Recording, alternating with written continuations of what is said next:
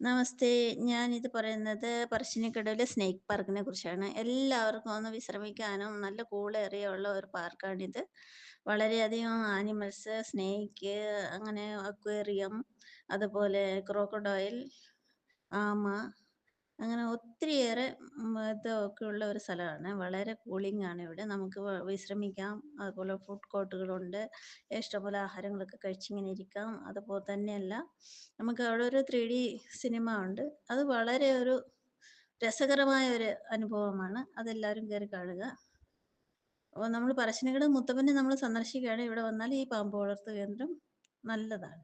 എല്ലാവർക്കും, കുട്ടികൾക്കും വലിയവർക്കും എല്ലാവർക്കും സന്ദർശിക്കാവുന്ന ഒരു കൂളിംഗ് തരുന്ന ഒരു ഏരിയയും കൂടിയാണ്. നമുക്ക് ഒത്തിരി നേരം വിശ്രമിക്കാനും സമയപരിധിയൊന്നും ഇല്ല.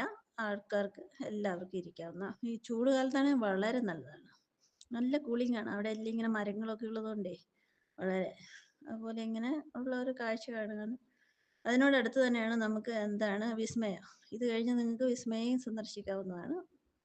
വളരെ രസകരമായ കണ്ണൂർ പിക്നിക്കോ എന്തെങ്കിലും നടത്തുവാണെങ്കിൽ കണ്ണൂരിൽ നമ്മുടെ പറശ്ശിനിക്കടവ് മുത്തപ്പൻ, ഈ സ്നേക്ക് പാർക്ക്, വിസ്മയ ഇതെല്ലാവർക്കും കാണാവുന്നതാണ്. നന്ദി, നമസ്കാരം.